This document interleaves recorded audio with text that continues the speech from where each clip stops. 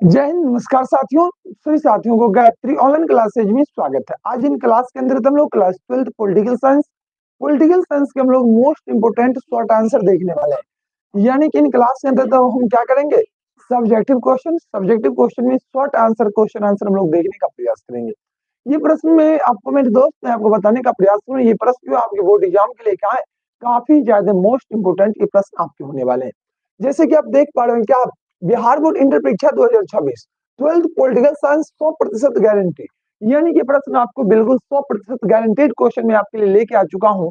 आइए, जो भी साथी अभी तक हम नहीं रुकेंगे आप लोग के लिए 100% गारंटी शॉर्ट क्वेश्चन आंसर यही से आएंगे। बिल्कुल मेरे भाई, यही से आएंगे। इसका मतलब आएंगे, आएंगे इसका मतलब क्या, आप आएंगे। आइए क्लास की शुरुआत करते हैं। अब यहाँ से मैं आपकी क्लास की शुरुआत कर लेता हूँ। यहाँ से हम लोग क्लास को कंटिन्यू कवर करने का प्रयास करते हैं। मैं आशा करता हूँ, उम्मीद करता हूँ आपसे साथी बिल्कुल धैर्य के साथ इन क्लास को शुरू से लेकर अंत तक देखेंगे और ये क्लास आपको कैसा लगा, इन क्लास की प्रतिक्रिया आप लोग अंत में देने का प्रयास जरूर करेंगे। मैं ये आप लोगों से आशा और उम्मीद करता हूँ। आइए पहला क्वेश्चन देखने का प्रयास कीजिए। संघ सूची क्वेश्चन आपका क्या कह रहा है, देखिएगा। क्वेश्चन कह रहा है आपसे, संघ सूची और राष्ट्र सूची से आप क्या समझते हैं। संघ सूची और राष्ट्र सूची क्या होता है। आपको जैसे कि याद होगा, भारतीय संविधान 1935, क्या भारत 1935 का भारत शासन अधिनियम, 1935 का भारत शासन अधिनियम के तहत क्या था, संघ सूची, राष्ट्र सूची और संवर्धित सूची, इन तीनों प्रावधान को लिए गए थे। लेकिन जब ऑब्जेक्टिव में क्वेश्चन पूछता है, क्या संवर्धित सूची कब, संवर्धित सूची भारतीय संविधान में कहां से लिया गया, संवर्धित सूची भारतीय संविधान ऑस्ट्रेलिया से लिया गया। कहां से, ऑस्ट्रेलिया से लिया गया। अगर क्वेश्चन पूछेगा तीनों कहां से लिया गया, तो तीनों आपको 1935 के भारत शासन अधिनियम से। एक दो ऑब्जेक्टिव क्वेश्चन क्लियर। आइए शॉर्ट आंसर देखिएगा। संघ सूची और राष्ट्र सूची क्या होता है। संघ सूची, संघ सूची में कानून जो है केंद्र बनाएगी। कानून कौन बनाएगा, केंद्र सरकार। संघ सूची में कानून केंद्र सरकार बनाएगा। और संघ सूची में क्या, तो पहले 97 विषय था और अभी वर्तमान में 100 विषय कर दिए गए। राष्ट्र सूची, राष्ट्र सूची में कानून राज्य सरकार बनाएगी। और राज्य सरकार क्या होता है, केंद्र सरकार से नीचे होता है। और राष्ट्र सूची में पहले कितने, पहले 66 विषय थे और उनमें से 5 विषय 42वां संविधान संशोधन में निकाल दिए गए। और वर्तमान में कितना, 61 विषय बचा हुआ है। 61 विषय क्या बचे हुए हैं। इन्हीं बातों को और आप क्या कीजिए, अपने लैंग्वेज में आप अपने अकॉर्डिंग लिखने का प्रयास कीजिएगा, बस आपका आंसर कंप्लीट क्लियर हो जाएगा। आइए जरा देखने का प्रयास कीजिएगा, मैं आपको दिखाता हूँ। संविधान द्वारा केंद्र और राज्य के बीच शक्ति संतुलन और सत्ता की भागीदारी के लिए प्रशासनिक विषयों की सूची बनाई गई। प्रशासनिक विषय की क्या हुई, सूची बनाई गई। तथा संविधान के अनुसूची 7 में संघ, राज्य एवं संवर्धित सूची का वर्णन किया गया। संविधान की कौन सी अनुसूची, संविधान की 7वीं अनुसूची में क्या है, संघ और क्या, राष्ट्र सूची, संघ सूची, राष्ट्र सूची, संवर्धित सूची, इन तीनों का वर्णन किया गया है। यानी कि संघ और राज्य, यानी कि केंद्र राज्य के बीच क्या अंतर है, इनको किन प्रावधानों के अंतर्गत रखा गया है, इनको कितने अधिकार दिए गए हैं, इन बातों को रखा गया है। आइए जरा आगे बढ़िएगा। संघ सूची, संघ सूची में राष्ट्रीय महत्व के लिए 100 विषयों का रखा गया है। वर्तमान में कितना, वर्तमान में 100, लेकिन मूल संविधान में कितना था, मूल संविधान में 97 विषय, कितना विषय, 97 विषय था। विषयों को रखा गया जिनमें रक्षा, विदेश, रेल, वायु, परिवहन आदि आते हैं। आप कुछ करें या ना करें, इन बातों को याद कीजिएगा। 3 बात यहाँ से याद रखिएगा। रक्षा, अगर रक्षा की बात आए, कौन सी सूची, रक्षा। मेरे दोस्त याद रखिएगा, संघ सूची। ऑब्जेक्टिव में क्वेश्चन पूछता है, पूछने की पूरी संभावना रहता है। तो रक्षा की सूची में रक्षा जो है वे आपको केंद्र सरकार के अंतर्गत आएगा। और केंद्र के अंतर्गत आया तो वह क्या होगा, संघ सूची हो जाएगा। विदेश, माने भारत और चाइना के बीच कोई मैटर फंस गया, तो ये क्या हो गया, विदेश मामला हो गया। इन विदेश मामला पर कौन बात करेगा, वो भी आपका संघ सूची ही काम करेगा, यानी कि केंद्र सरकार काम करेगी। रेल, रेल भी क्या है, संघ सूची के अंतर्गत। वायु परिवहन, वे भी संघ सूची के अंतर्गत। ये 3-4 एग्जाम्पल याद रखिएगा, जो आपको ऑब्जेक्टिव में आपको क्या करेगा, काफी ज्यादा मददगार साबित होगा। ठीक, आगे बढ़िए। राज्य सूची में प्रांत, राज्य सूची में प्रांत या राज्य स्तर की महत्वपूर्ण महत्वपूर्ण 61 विषय हैं।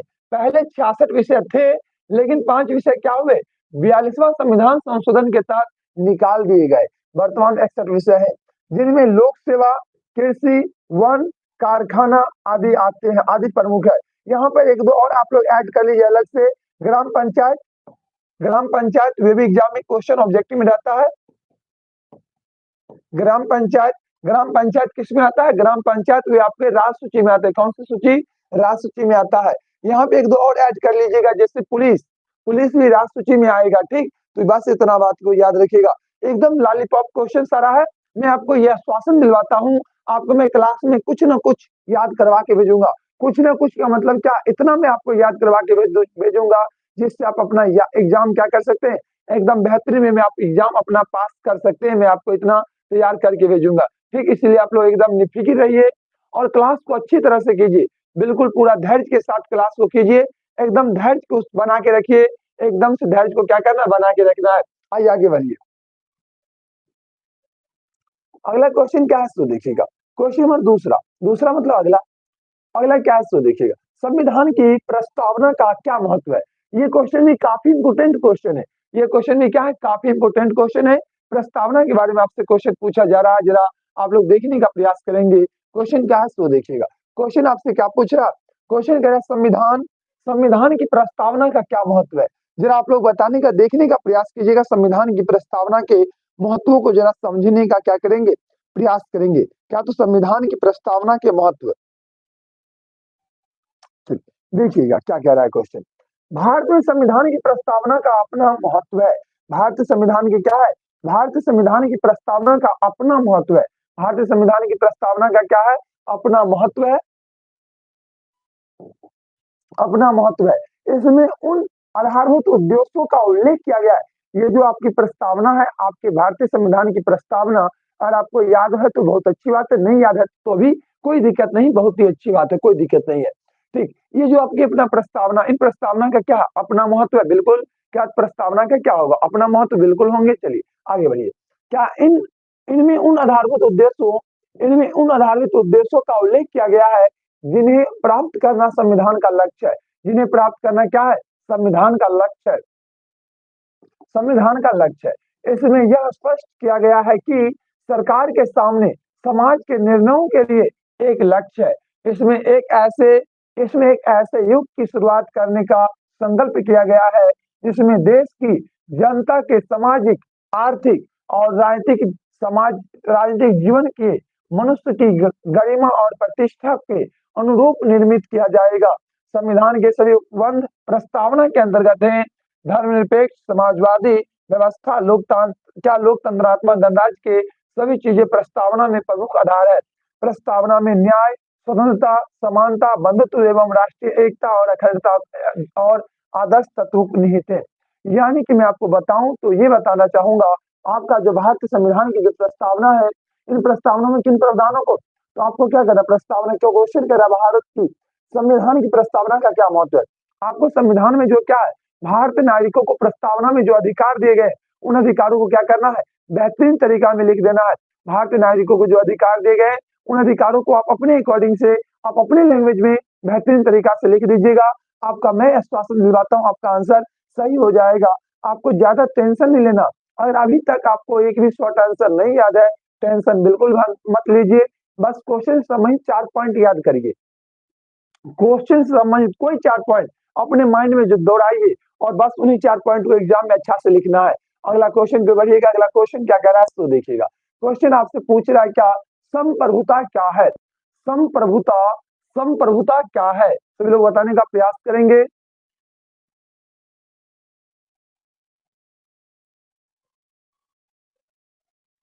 चलिए, संप्रभुता क्या है, जरा देखने का प्रयास कीजिएगा। संप्रभुता क्या है, बड़ा ही अच्छा क्वेश्चन है। संप्रभुता क्वेश्चन कह रहा है, संप्रभुता राज्य का आवश्यक तत्व है। संप्रभुता क्या है, संप्रभुता जो है यह राज्य का आवश्यक तत्व है। क्या, राज्य का आवश्यक तत्व है। ठीक, आवश्यक तत्व है। इसके अभाव में राज्य की कल्पना या निर्माण नहीं किया जा सकता है। यानी कि संप्रभुता क्या है, संप्रभुता राज्य का आवश्यक तत्व है। इसके अभाव में क्या है, राज्य की कल्पना नहीं किया जाता है।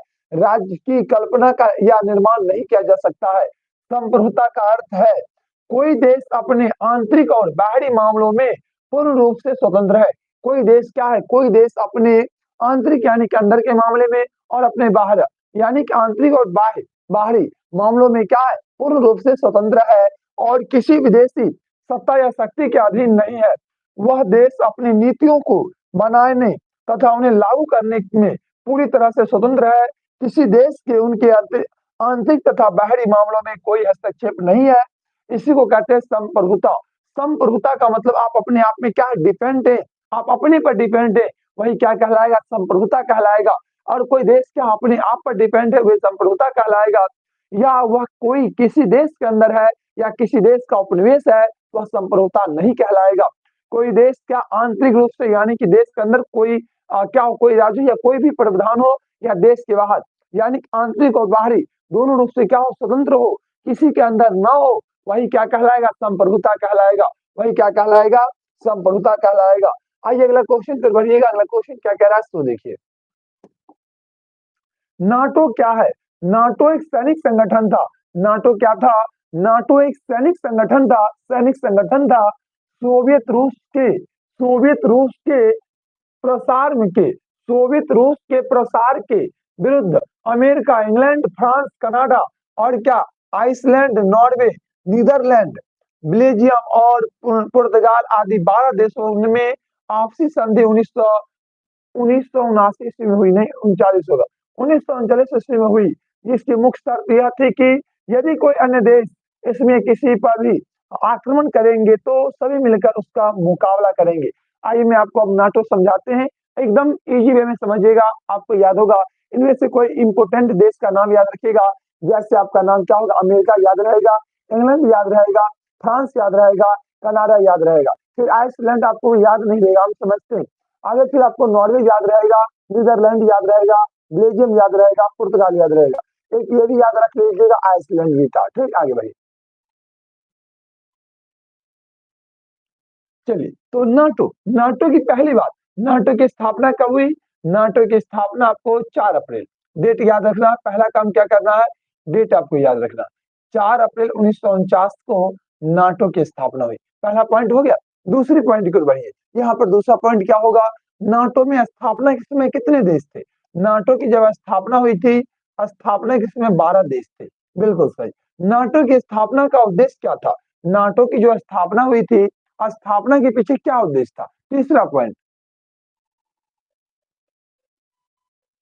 तो नाटो की स्थापना का उद्देश्य क्या था। इसका उद्देश्य ये था सोवियत संघ के विरुद्ध क्या करना, सोवियत संघ, सोवियत रूस, ये जो सोवियत रूस का जो प्रसार हो रहा था, इनके प्रसारों को रोकना, इनके प्रसारों को क्या करना, रोकना। इनका मुख्य उद्देश्य क्या था, तो सोवियत रूस के प्रसारों को रोकना इनका मुख्य उद्देश्य था।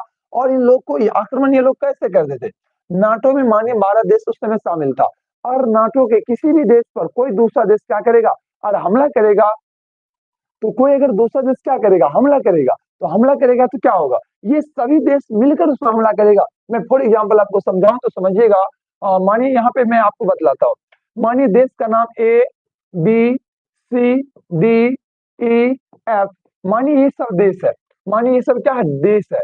तो ये सब देश हुआ, ये सब के सब नाटो का सदस्य है। ये क्या है, ये नाटो का सदस्य है। कितना, 2 4 6, ये 6 देश है। ये 6 देश क्या है, ये 6 के 6 देश नाटो के सदस्य। किसके सदस्य हैं, नाटो के सदस्य हैं। इन्हें मानिए कोई एक देश अलग आ गया, मानिए एक एक कोई देश का नाम है, ये नाटो का सदस्य नहीं है। क्या है, ये नाटो का सदस्य नहीं है। तो नहीं है तो ये क्या करेगा, मानिए ये ने बी पर हमला कर दिया, एक ने क्या किया, एक ने बी पर हमला किया, तो ये क्या करेगा, ये सभी के सभी देश एक साथ मिलकर एक पर हमला करेगा। ये सब देश क्या करेगा, एक साथ मिलकर एक पर हमला करेगा। यही था नाटो, यही क्या था आपका, यही था आपका नाटो। ठीक,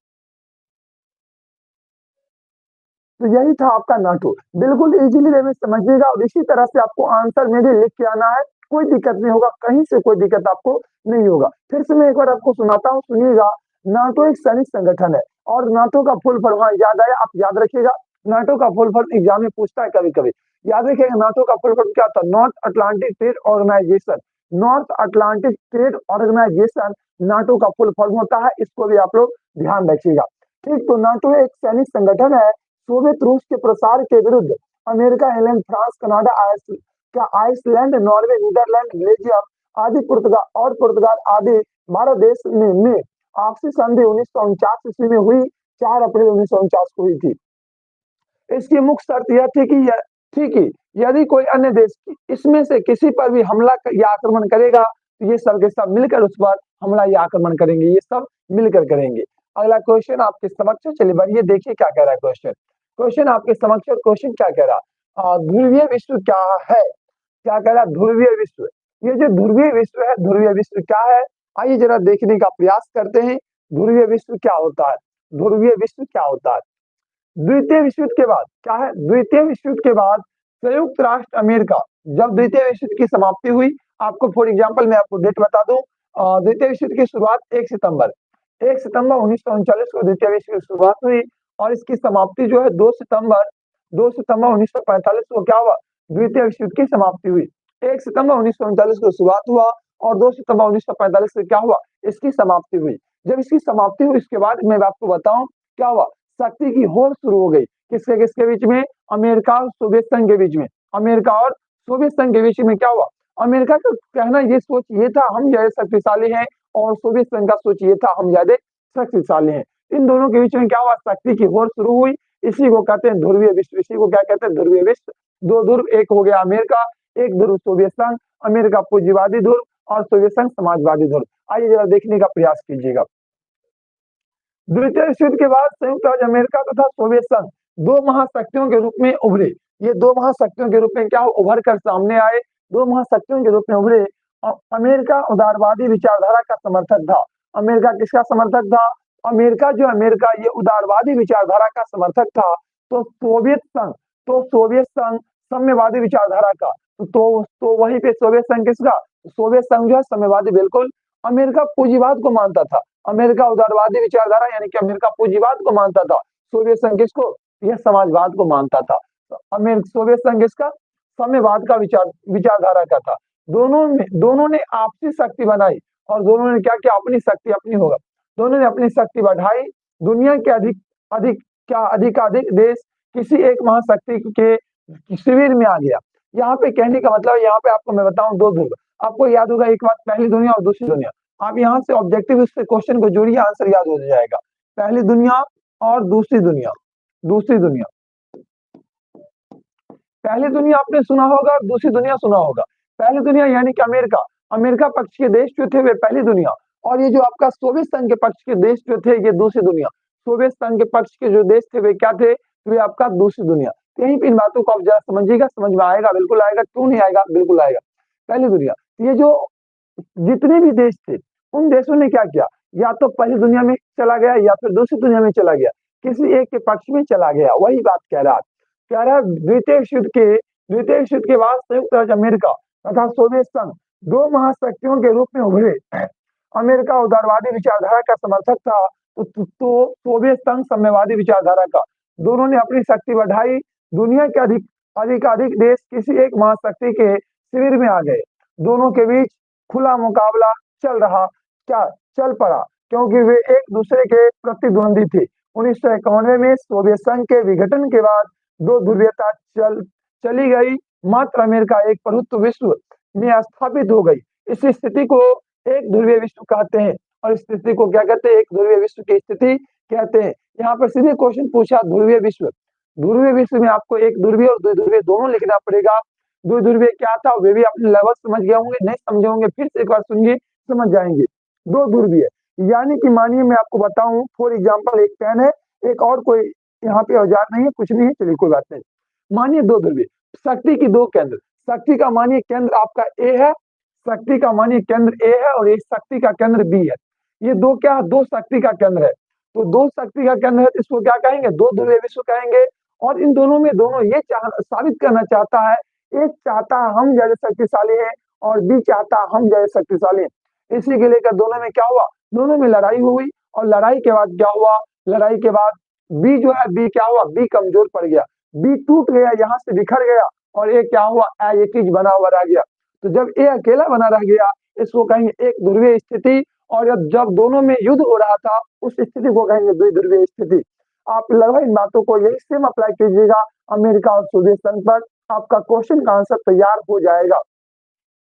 ए को अमेरिका मान लीजिए, बी को सोवियत संघ मान लीजिए और उन्हीं बातों को अप्लाई कीजिए, आंसर को लिखिए, एक दो बार प्रैक्टिस कीजिए, आंसर आपको समझ में आ जाएंगे, बिल्कुल आपको याद रहेंगे। ठीक, आगे बढ़िएगा। अगला क्वेश्चन आप लोगों के समक्ष क्या कह रहा है जरा देखने का प्रयास कीजिएगा।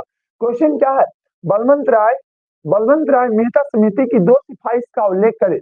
बलवंत राय मेहता समिति की 2 सिफारिशों का क्या करे, उल्लेख करे। आइए जरा देखने का प्रयास कीजिएगा, बलवंत राय मेहता समिति के 2 सिफारिश क्या थे। भारत में पंचायती राज प्रणाली की शुरुआत बलवंत राय मेहता समिति की सिफारिश के आधार पर हुई। भारत में क्या हुआ, भारत में जो पंचायती राज प्रणाली की जो शुरुआत हुई है, ये बलवंत राय मेहता समिति के सिफारिश के आधार पर हुई है। इस समिति का गठन 1956 में हुई और इन समिति का गठन कब, ये जो आपकी बलवंत राय मेहता समिति है, इन समिति का गठन 1956 में हुई और 1957 में अपनी रिपोर्ट प्रस्तुत की। और ये समिति अपना रिपोर्ट कब, 1957 में क्या किया, अपना रिपोर्ट प्रस्तुत किया था। समिति की सिफारिशों को 1 अप्रैल, यहाँ पे 1 होगा, समिति के सिफारिशों को 1 अप्रैल 1968 को 1958 से लागू कर दिया गया। बलवंत राय मेहता समिति की 3 प्रमुख सिफारिश। पहला, 3 स्तरीय पंचायती राज व्यवस्था की स्थापना।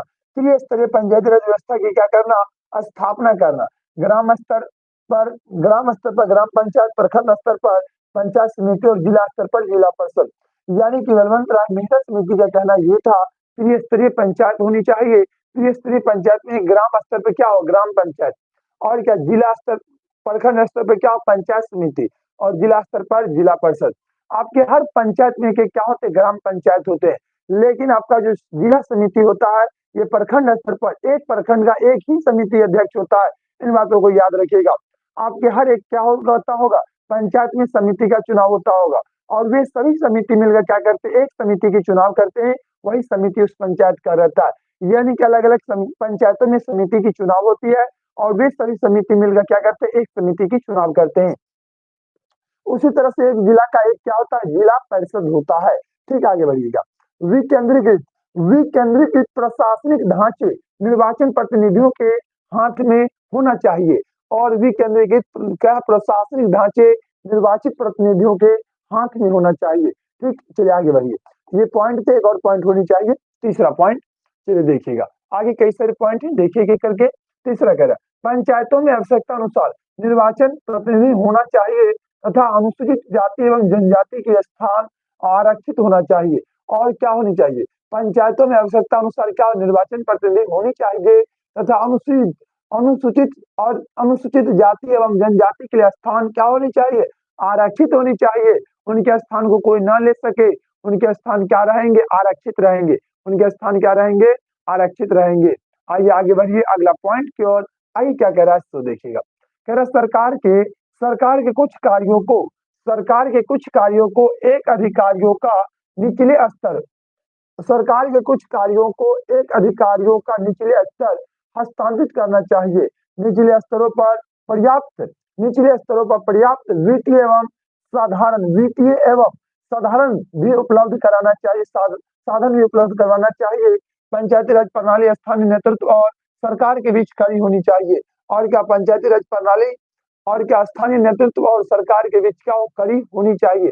ये सब बलवंत राय मेहता समिति के तहत सिफारिश किए गए थे। ये तमाम सिफारिश कहाँ, बलवंत राय मेहता समिति में किए गए थे। ठीक, आगे बढ़े, बिल्कुल आगे बढ़ेंगे। आइए देखिएगा अगला क्वेश्चन क्या है। ये क्वेश्चन मोस्ट वीवीआई क्वेश्चन बनेगा मेरे भाई, एग्जाम के लिए सब क्वेश्चन क्या लाजवाब क्वेश्चन है। या देखने का प्रयास कीजिए, क्वेश्चन क्या कह रहा है।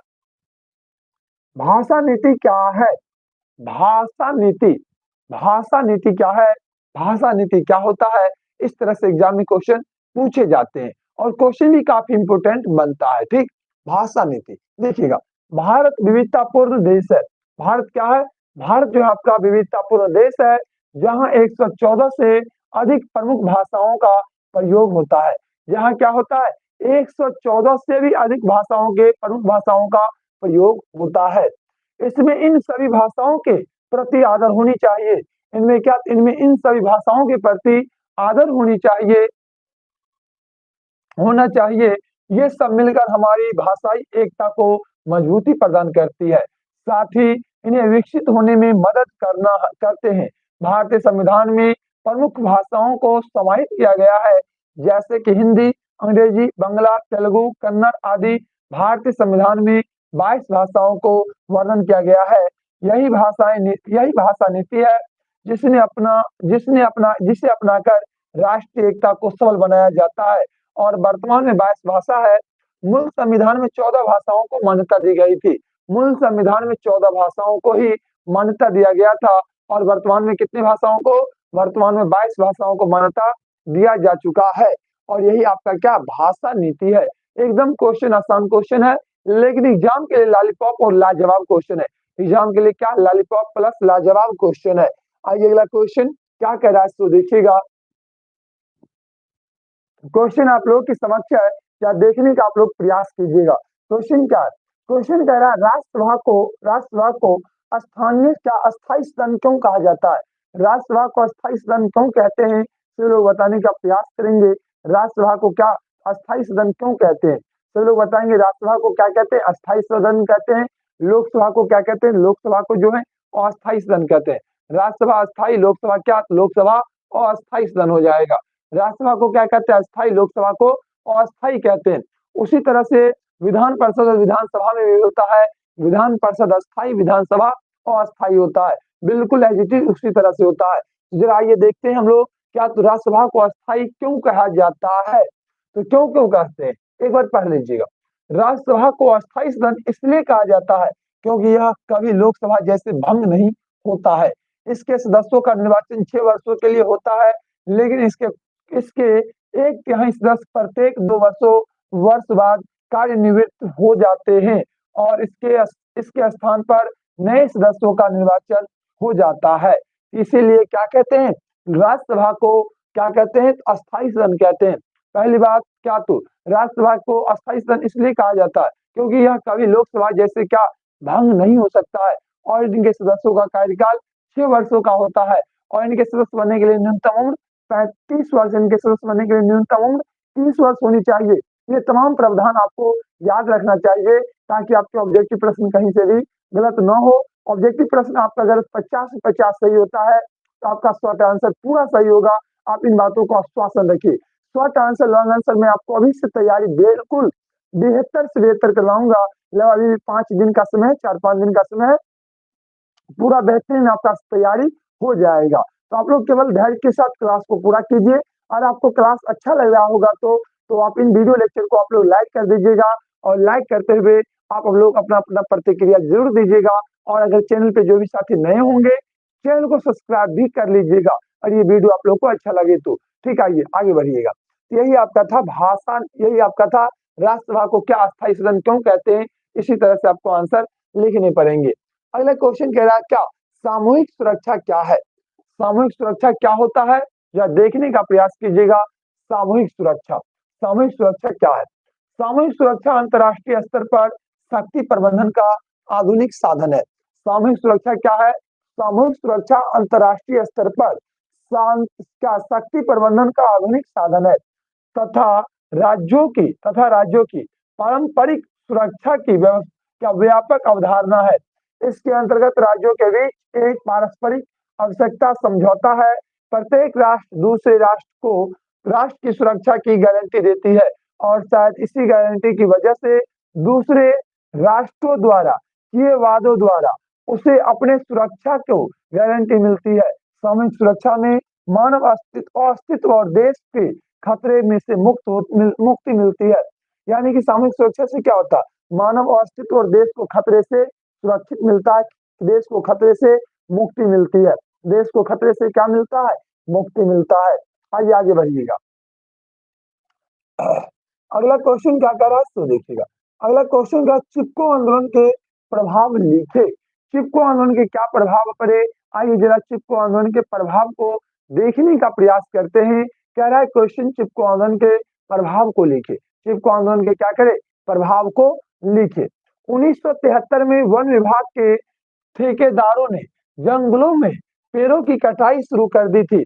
वनों को इस तरह काटते दिख किसानों ने बड़ी संख्या में इसका विरोध किया और चिपको आंदोलन की शुरुआत हुई। स्पष्ट है कि चिपको आंदोलन एक पर्यावरण सुरक्षा आंदोलन है। चिपको आंदोलन के द्वारा लोग पेड़ों को कटाई से रोकने के लिए उसे चारों तरफ से घेर कर पेड़ से चिपक जाते थे। इसलिए इस आंदोलन का आंदोलन को चिपको आंदोलन कहा जाता है। चिपको आंदोलन का निम्नलिखित प्रभाव पड़ा। चलिए मैं आपको चिपको आंदोलन की कुछ पृष्ठभूमि बताता हूँ, फिर इसके प्रभाव को भी बताने का प्रयास करूंगा। इसकी पृष्ठभूमि को जरा सुनिएगा। चिपको आंदोलन उत्तराखंड में 1973 में शुरू हुआ था। चिपको आंदोलन सुंदरलाल बहुगुणा के नेतृत्व में शुरू हुआ था, जिसमें क्या हुआ, वहां उत्तराखंड के वृक्षों यानी कि पेड़ों को ठेकेदार के हाथों से बेच दिया गया था।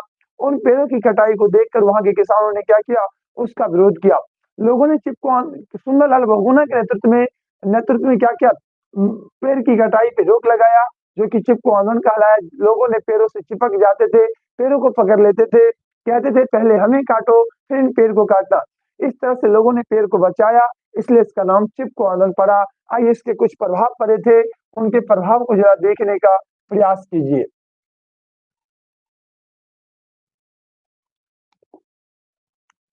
चिपको आंदोलन से उत्तराखंड में वन संरक्षण के लिए लोगों में नवीन उत्साह क्या संचार मिला। चिपको आंदोलन केंद्रीय राजनीति के एजेंडे में पर्यावरण को एक साधन मुद्दा बना दिया गया। इस आंदोलन ने लोगों को वनों से होने वाली आर्थिक कमाई सुरक्षित रह गई एवं लोगों के न्यूनतम मजदूरी का निर्धारण हो गया। चिपको आंदोलन ने लोगों को वनों के प्रति उदासीनता को खत्म कर दिया। इस आंदोलन ने महिलाओं को जागरूक किया और महिलाओं ने इस आंदोलन में बढ़ चढ़कर हिस्सा ली, और महिलाओं ने भी क्या की, इस आंदोलन में बढ़ चढ़कर हिस्सा ली। यही था चिपको आंदोलन के कुछ प्रभाव, जो कि आप प्रभाव देखने का प्रयास किए। चलिए आगे बढ़िएगा, अगला क्वेश्चन देखिएगा। अगला क्वेश्चन क्या है तो देखिएगा। भारत में नियोजन से आप क्या समझते हैं? भारत में नियोजन से आप क्या समझते हैं? आइए जरा देखने का प्रयास करेंगे। भारत में नियोजन क्या होता है, या भारत में नियोजन से आप क्या समझते हैं? ठीक,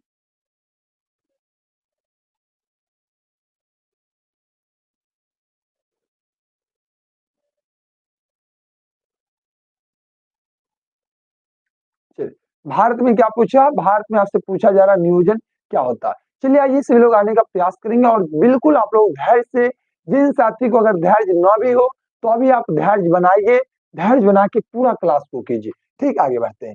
क्वेश्चन आगे क्या है तो देखिएगा। भारत में न्यू- भारत में नियोजन भारत में नियोजन से आप क्या समझते हैं? नियोजन आर्थिक विकास का अर्थ है। नियोजन आर्थिक विकास का अर्थ है। नियोजित होगा नियोजन, नियोजित आर्थिक विकास का अर्थ है। क्या अर्थ है, जरा देखने का प्रयास कीजिएगा।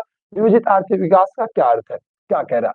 आर्थिक विकास के क्षेत्र में आर्थिक गतिविधियां इस प्रकार से की जाए, आर्थिक विकास के क्षेत्र में आर्थिक गतिविधियां इस प्रकार से की जाए जिससे जिनसे जिनसे निश्चित अवधि में निश्चित उद्देश्य को प्राप्त किया जा सके, तथा जिससे उपलब्ध स्रोतों का अधिक से अधिक प्रयोग व उपयोग करके उत्तम परिणाम प्राप्त किया जा सके। जिससे क्या हो, अधिक से अधिक प्रयोग व उपयोग करके उत्तम परिणाम प्राप्त किए जा सके। यही था भारत में नियोजन से आप क्या समझते हैं।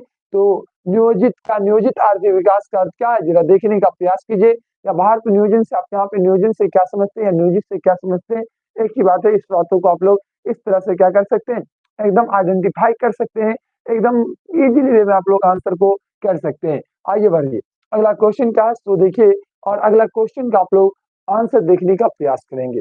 क्वेश्चन आपसे पूछ रहा है, क्या पूछ रहा, योजना आयोग नीति आयोग पर टिप्पणी लिखे।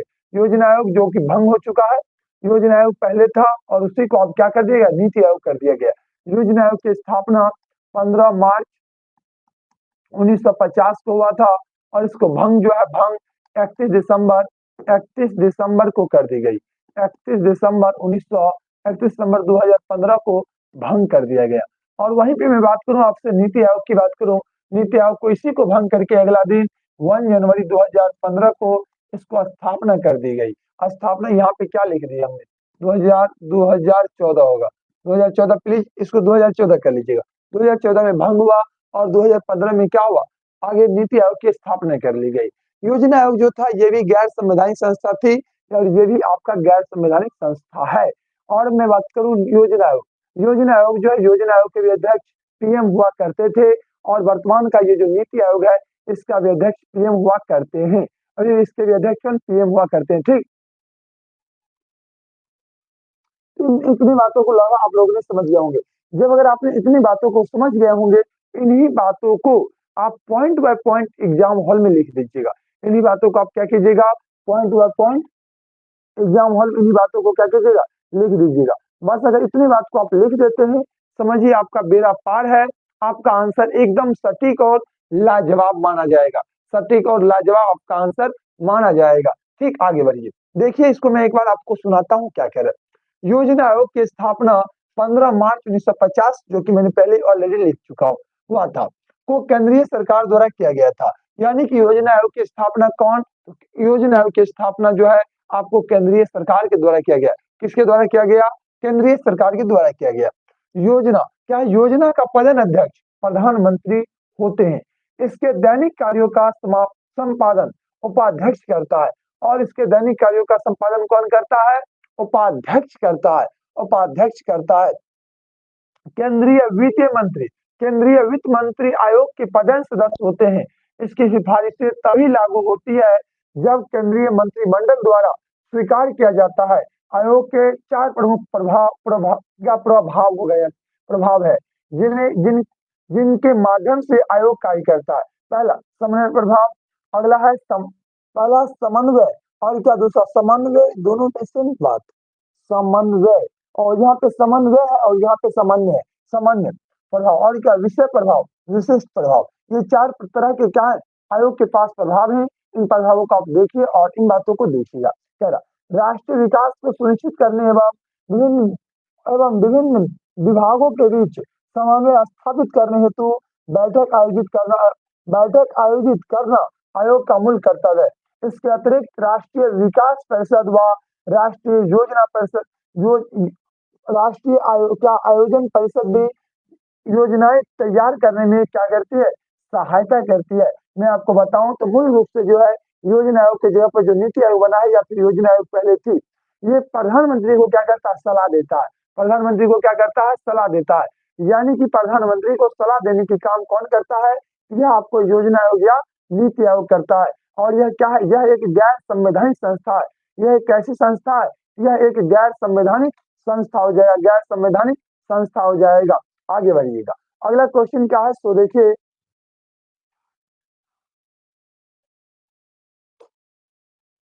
अगला क्वेश्चन आपके समक्ष है, क्वेश्चन नंबर ताशकंद समझौता पर एक संक्षिप्त टिप्पणी लिखित। ताशकंद समझौता जो है, ताशकंद समझौता पर एक क्या करने के लिए करा, संक्षिप्त टिप्पणी, यानी कि छोटा सा टिप्पणी लिखने के लिए करा। तो ताशकंद समझौता पहली बात कहाँ कब हुआ था, ये हुआ था आपको 10 जनवरी 1966 1966 को हुआ था। कहाँ में हुआ था, ताशकंद में हुआ था। कहाँ में हुआ था, ताशकंद में।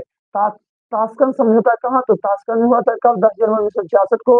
किसके किसके बीच में, भारत और पाकिस्तान के बीच में। किसके बीच, भारत और पाकिस्तान के बीच हुआ था। भारत और किसके बीच, पाकिस्तान, पाकिस्तान, भारत और पाकिस्तान के बीच क्या हुआ था, ताशकंद समझौता।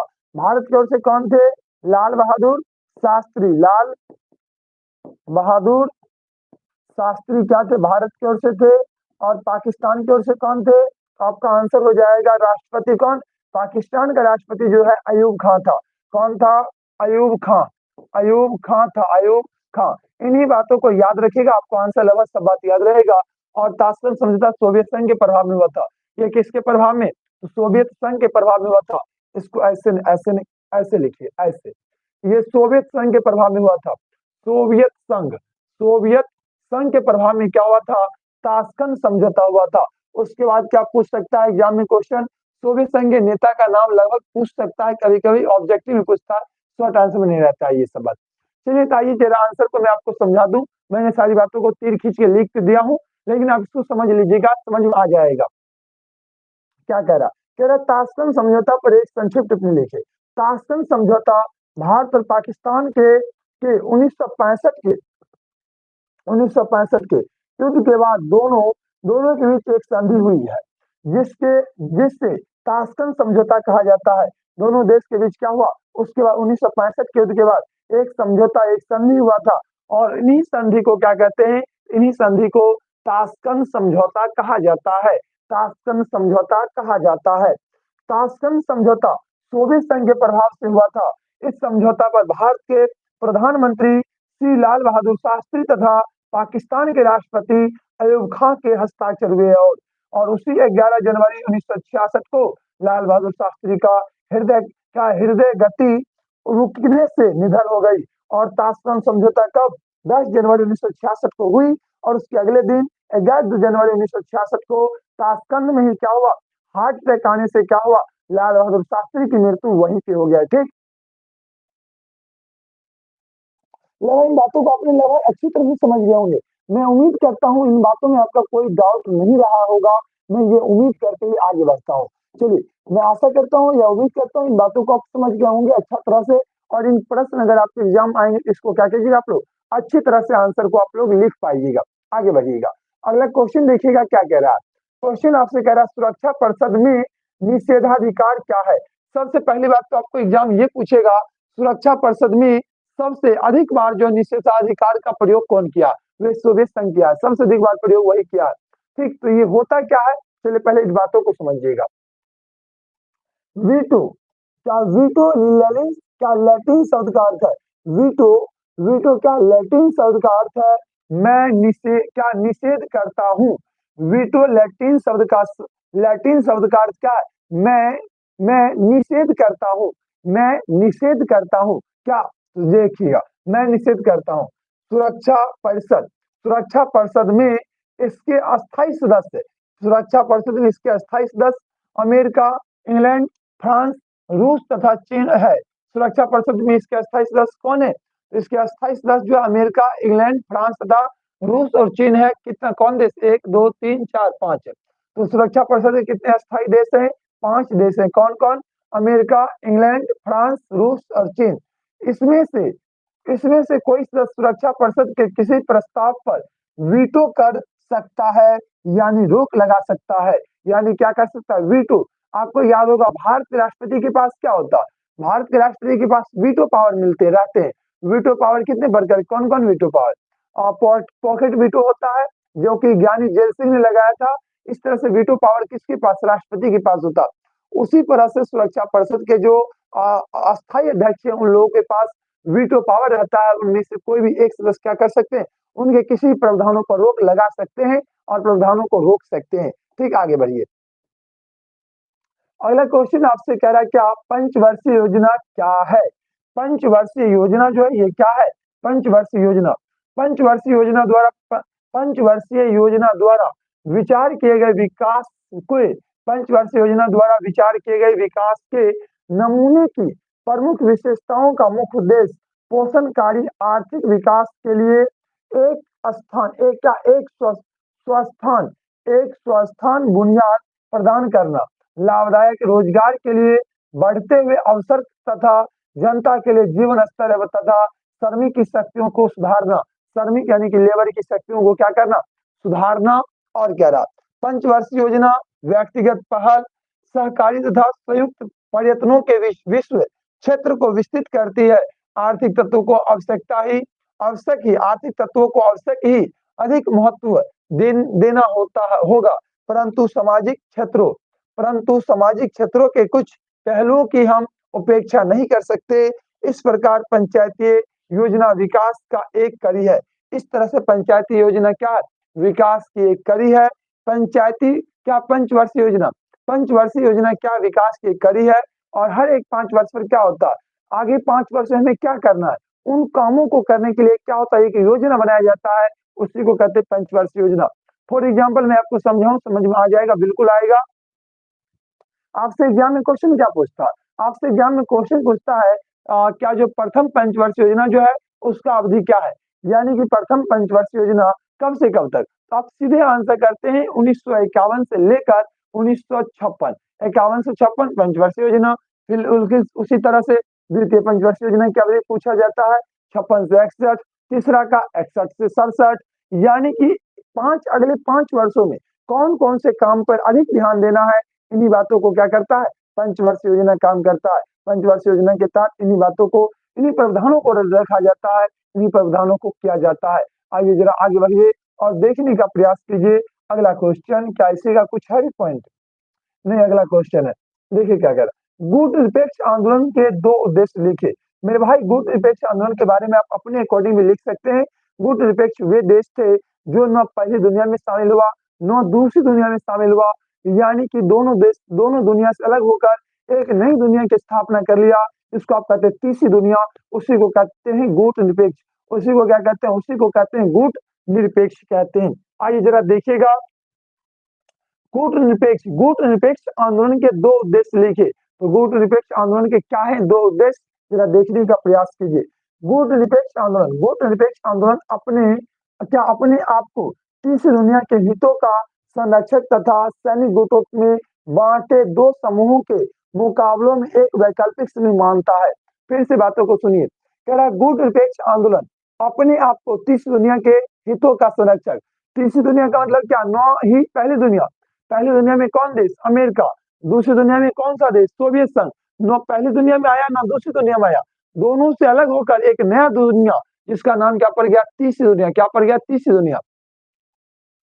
तो अपने आप को तीसरी दुनिया के हितों का संरक्षक तथा सैनिक गुटों में बांटे दो समूहों के मुकाबले में एक वैकल्पिक समूह बनाया, एक वैकल्पिक समूह मानता था। यानी कि इन दोनों राष्ट्र से अलग एक नया समूह, जो कि हमें क्या करना, न हमें अमेरिका के पक्ष में जाना, न हमें सोवियत संघ के पक्ष में जाना। हम किसी भी पक्ष से लड़ाई नहीं करेंगे, युद्ध नहीं करेंगे, हम दोनों से अलग रहेंगे और हम शांति की बात करेंगे। गुट निरपेक्ष के लोगों का ये कहना था और ये मानना था इन लोगों का। ठीक, वैकल्पिक समूह मानता है। इसकी शुरुआत 1961 ईस्वी में हुई। इस आंदोलन के दो प्रमुख उद्देश्य, आइए दो उद्देश्य देखने से पहले मैं आपको बता दूं, गुट निरपेक्ष आंदोलन की पहली बैठक 1961 में यूगोस्लाविया के बेलग्रेड में हुआ था। कहाँ पे हुआ था? यूगोस्लाविया के बेलग्रेड में हुआ था। यूगोस्लाविया के कहाँ पे? बेलग्रेड में हुआ था। आगे बढ़िए, साम्राज्यवाद एवं उपनिवेशवाद का विरोध करना। इनका क्या मुख्य उद्देश्य क्या था?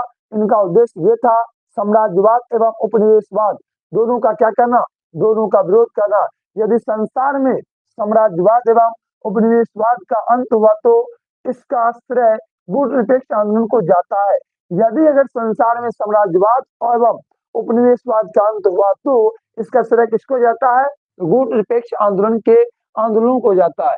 गुट निरपेक्ष आंदोलन को इसका श्रेय जाता है। दूसरा पॉइंट, गुट निरपेक्ष आंदोलन के कारण रंग भेद, नस्ल भेद एवं स्वयं को न मानने की नीति आदि रहा। गुट निरपेक्ष देशों ने समय समय पर इन नीतियों के विरुद्ध आवाज उठाई और इन नीतियों के विरुद्ध क्या किया? आवाज उठाया। यही था आपका गुट निरपेक्ष आंदोलन, जिसकी दो विशेषता तो ऑलरेडी याद ही होगा और इसके कुछ प्रावधान भी आपको याद हो गए होंगे। बस इन्हीं बातों को आंसर में सुंदर वे में एज इट इज आप लोग लिखने का प्रयास कीजिएगा। आपकी राइटिंग, जितनी हैंड राइटिंग अच्छी होगी उतने ही ज्यादा नंबर आपको दिए जाएंगे, उतने ज्यादा क्या होंगे?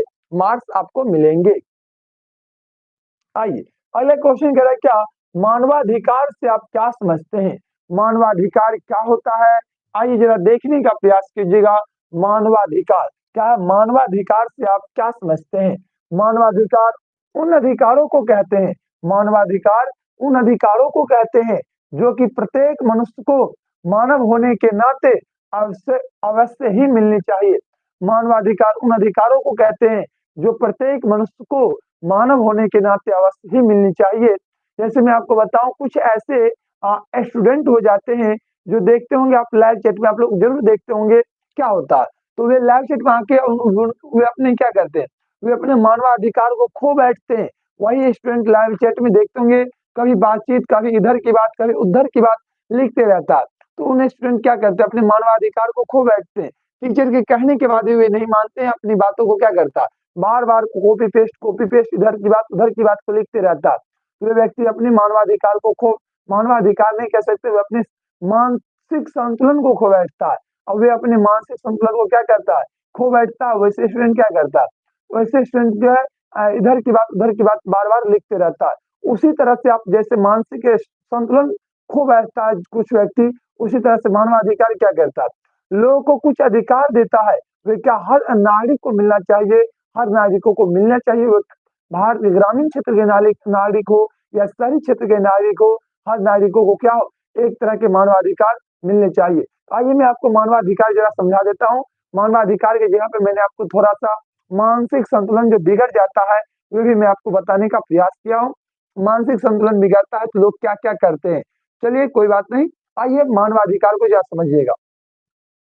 क्या मानवाधिकार उन अधिकारों को कहते हैं जो प्रत्येक मनुष्य को मानव होने के नाते अवश्य ही मिलने चाहिए। संयुक्त राष्ट्र ने मानव अधिकारों के घोषणा पत्र को 10 दिसंबर 1948 ईस्वी को स्वीकार किया। संयुक्त राष्ट्र ने मानव अधिकारों की घोषणा पत्र को कब, 10 दिसंबर 1948 को क्या किया, स्वीकार किया। और प्रत्येक देश की सरकार से यह आशा किया कि वह अपने नागरिकों को यह अधिकार प्रदान करे, और वह अपने नागरिकों को क्या करे, ये तमाम अधिकार प्रदान करे अपने नागरिकों को। आइए अगला क्वेश्चन फिर बढ़िए। अगला क्वेश्चन क्या कह रहा है इसको देखिए, और अगले क्वेश्चन का आंसर भी देखने का प्रयास कीजिए। क्वेश्चन आपसे पूछा जा रहा है, क्या पूछा जा रहा है, क्वेश्चन कह रहा है क्या, विश्व बैंक के प्रमुख कार्यों का वर्णन करे। यानी कि विश्व बैंक का प्रमुख काम क्या है, विश्व बैंक के प्रमुख कार्यों का क्या करे, वर्णन करे। जरा देखिएगा। द्वितीय विश्व युद्ध के बाद नई विश्व व्यवस्था का क्या आगमन हुआ। द्वितीय विश्व युद्ध के बाद क्या हुआ, द्वितीय विश्व युद्ध के बाद नई विश्व व्यवस्था का आगमन हुआ। एक और व्यापक क्षति होने के कारण देशों की हालात दयनीय हो गई। एक और व्यापक क्षति होने के कारण क्या हुआ, देशों की जो हालात है वह अत्यंत दयनीय हो चुकी थी, अत्यंत खराब हो गई, दयनीय हो गई। तो दूसरी ओर नए स्वतंत्र राज्यों का उदय हुआ। तो वहीं पे क्या हुआ, वहीं पे दूसरी ओर नए और क्या स्वतंत्र राज्यों का उदय हुआ, जिनके पास संविधान की कमी थी। इन देशों ने क्या पुनरुद्धार के लिए 1965 में विश्व बैंक की स्थापना की गई, जिसका मुख्यालय वाशिंगटन में था। और विश्व बैंक की मुख्यालय कहाँ, तो विश्व बैंक का मुख्यालय कहाँ पे था, वाशिंगटन में था। इसके निम्नलिखित कार्य, चलिए देखिए विश्व बैंक के कुछ कार्य थे, वे काम क्या है, विकासशील, क्या कह रहा, विकासशील देशों को वित्तीय सहायता का ऋण देना। विकासशील अगर कोई देश है, विकासशील देश को क्या करेगा, वित्तीय सहायता का ऋण देगा। विकासशील देश को क्या करेगा, वित्तीय सहायता का ऋण देगा। इन्हें रचनात्मक आर्थिक विकास के लिए क्या, तकनीकी सहायता देना। इन्हें रचनात्मक आर्थिक विकास के लिए तकनीकी सहायता देना।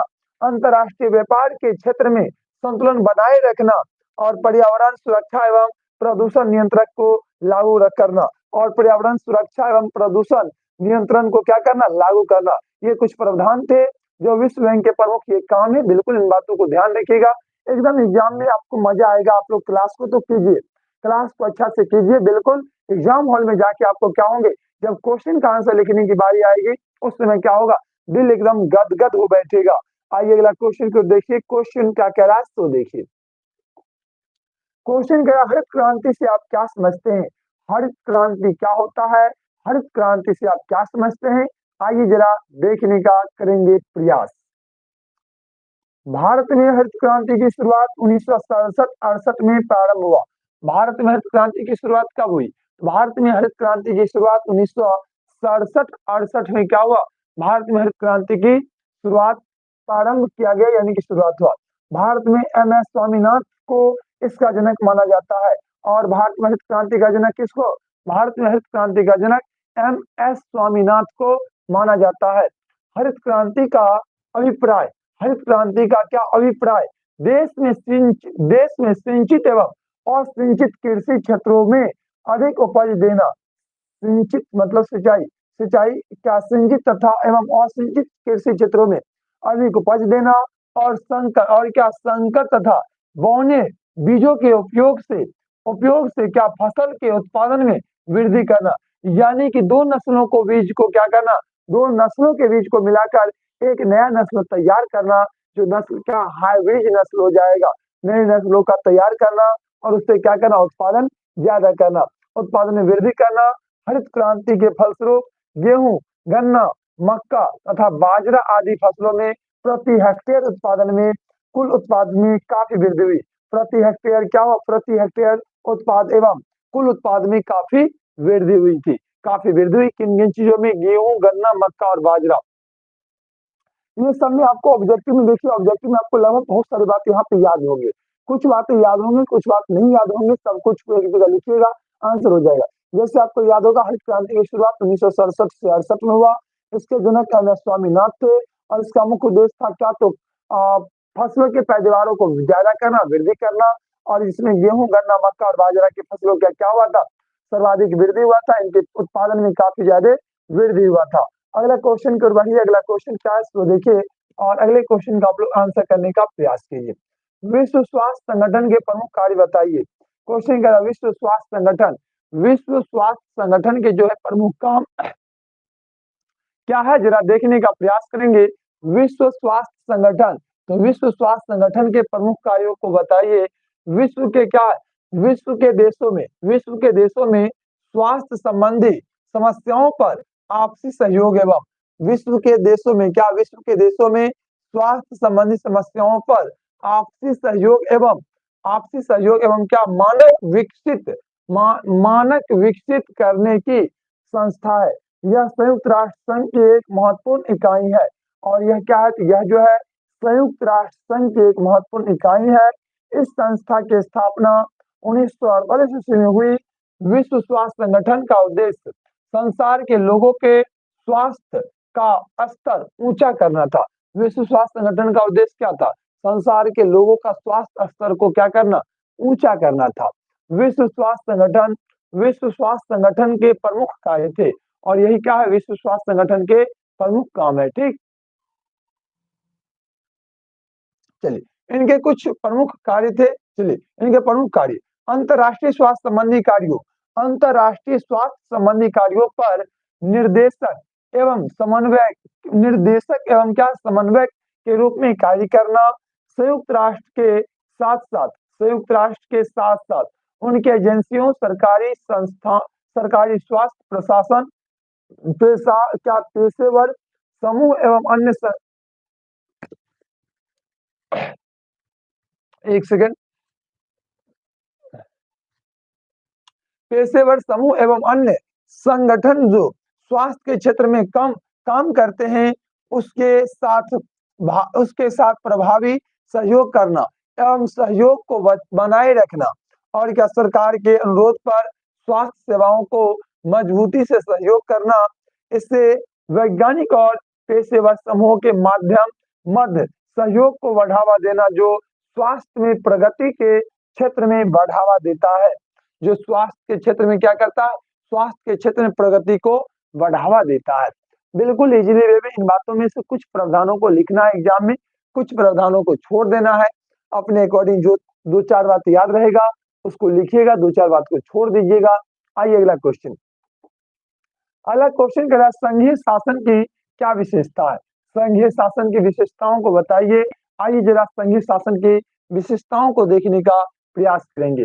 संघीय शासन की क्या विशेषता है चलो बताने का प्रयास करेंगे। क्या कह रहा है क्वेश्चन, संघीय शासन की क्या करे, संघीय शासन की विशेषताओं को बताइए। सभी लोग आएंगे, संघीय शासन की विशेषताओं को देखने का प्रयास कीजिएगा मेरे भाई।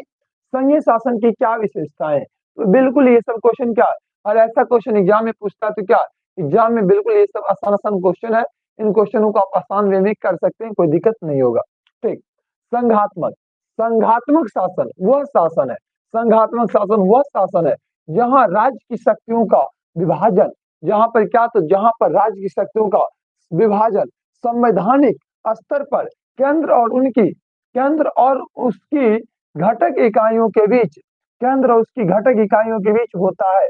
संघवाद एक विचारधारा है, संघवाद क्या है, संघवाद जो है, संघवाद एक विचारधारा है, संघवाद क्या है, यह एक विचारधारा है।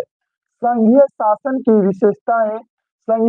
की विशेषताएं, लिखित संविधान की सर्वोच्चता, शक्तियों का विभाजन, स्वतंत्र न्यायपालिका, 2 स्तरों की सरकार, ये सब क्या है, संघीय शासन की विशेषता है। संघीय शासन की क्या है, ये तमाम प्रावधान विशेषताएं हैं। आगे बढ़िए, अगला क्वेश्चन क्या है तो देखिएगा। अगला क्वेश्चन आप लोग के समक्ष है, तनाव शिथिल क्या है, तनाव शिथिल क्या है चलिए तनाव अभ्यास कीजिएगा। तनाव शिथिल। दो महाशक्तियों संयुक्त राज्य अमेरिका और सोवियत संघ के बीच घिरना, द्वेष और टकराव के कारण शीत युद्ध की स्थिति पैदा हो गई। इसका मुख्य कारण था कि संयुक्त राज्य अमेरिका उदारवाद की विचारधारा का समर्थक था, तो सोवियत संघ समाजवाद के विचारधारा का पक्षधर था। लेकिन धीरे धीरे स्थिति क्या सुधरी, परस्पर सहयोग हुआ, समन्वय बढ़ी, शीत युद्ध की गरिमा घटी, जिससे तनाव शिथिल का नाम दिया गया। जिससे जो तनाव शिथिल और तनाव शिथिल का दौर जो है 1970 के बाद 1970 के दशक के बाद 1970 के दशक के बाद क्या हुआ था, तनाव शिथिल का दौर शुरू हुआ था। तनाव शिथिल का क्या हुआ था, दौर की शुरुआत हुई थी 1970 के दशक के बाद। आइए अगला क्वेश्चन, अमेरिकी वर्चस्व का क्या अर्थ है। अमेरिकी वर्चस्व आपको याद होगा 25 दिसंबर 1991 को सोवियत संघ का विघटन हुआ और सोवियत संघ के विघटन के बाद अमेरिका क्या हुआ, अकेला रह गया सत्ता में, यानी कि एक ध्रुवीय स्थिति कायम हो गई और अमेरिका ने क्या किया, अपना वर्चस्व दिखाना शुरू किया। जो कि आपके नए जो हिस्ट्री पॉलिटिकल साइंस की पहली बुक है उसमें आपका चैप्टर अमेरिकी वर्चस्व, उन चैप्टर को रिमूव कर दिए गए हैं, लेकिन पुराने बुक में ये क्वेश्चन चैप्टर थे और इन चैप्टर से क्वेश्चन आपके एग्जाम में पूछे जाते हैं। चैप्टर रिमूव है तो अभी क्वेश्चन पूछे जाते हैं। तो क्वेश्चन को देखिए, अमेरिकी वर्चस्व का क्या अर्थ है। क्वेश्चन कह रहा है क्या, देखिए, समकालीन विश्व में अमेरिकी वर्चस्व शीत युद्ध की समाप्ति के साथ ही संयुक्त राज्य अमेरिका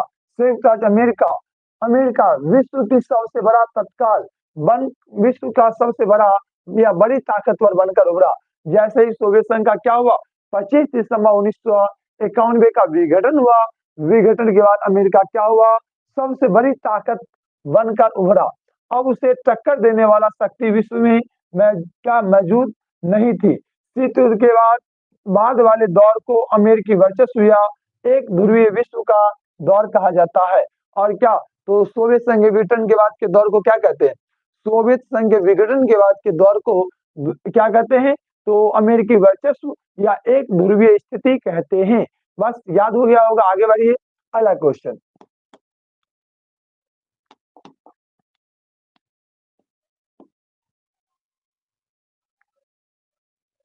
अगला कह रहा 1969 में कांग्रेस में विभाजन के क्या कारण थे।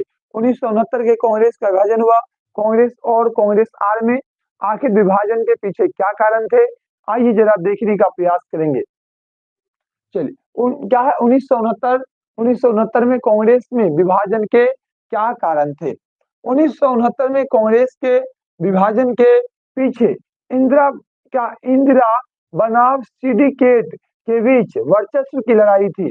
सिंडिकेट ने इंदिरा गांधी को प्रधानमंत्री बनाने में महत्वपूर्ण भूमिका निभाई थी। सिंडिकेट के नेताओं को उम्मीद थी कि इंदिरा गांधी उसकी सलाह पर अमल करेगी। सलाह पर क्या करेगी, अमल, यानी कि सिंडिकेट जो अपना सलाह देंगे उस सलाह को इंदिरा गांधी सुनेगी, उसको कुछ मानेगी, उसको अच्छा करेगी, ये इनका मानना था, ऐसा ये इनका सोच था।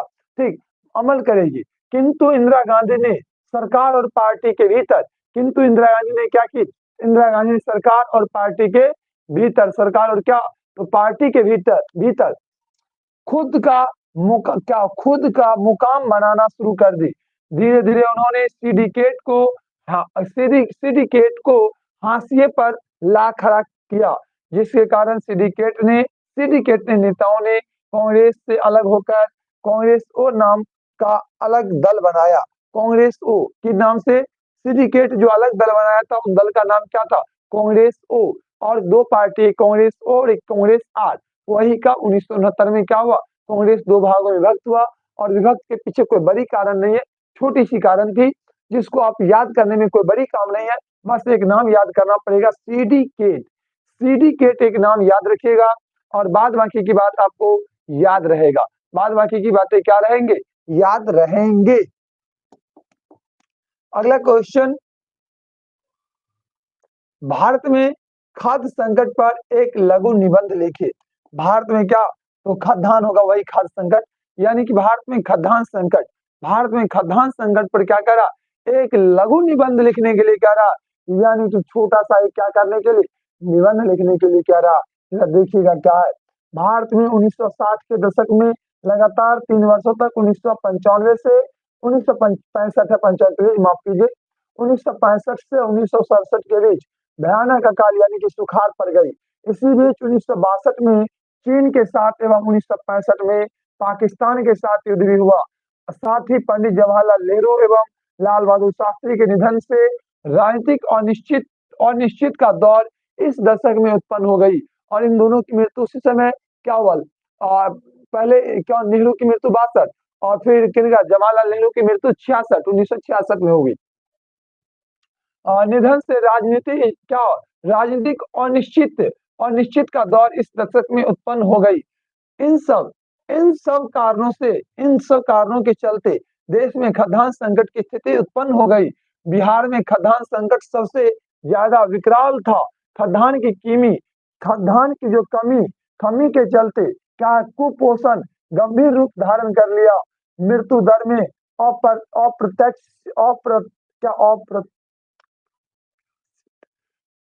दर में अप्रत्याशित वृद्धि दर्ज की गई। अप्रत्याशित क्या हुई, वृद्धि दर्ज की, यानी कि मृत्यु दर बढ़ गया। अब खाद्यान्न नहीं है तो क्या करेगा, लोग खाना नहीं खाएगा तो जिंदा कब तक रहेगा, तो मर जाएगा। सिंपल बात है, इसमें बड़ी बात क्या है।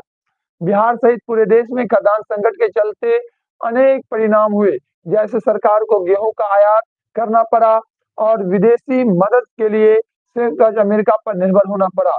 सरकार के खाद्यान्न संकट की समस्या से छुटकारा पाने के लिए खाद्य सुरक्षा के लिए रणनीति बनाई और जिसके लिए ज्यादा कृषि संसाधन लगाने, उन्नत बीज उर्वरक प्रयोग करने एवं सिंचाई व्यवस्था मजबूत करने पर बल दिया, जिसका परिणाम हमें हरित क्रांति के रूप में देखने को मिला।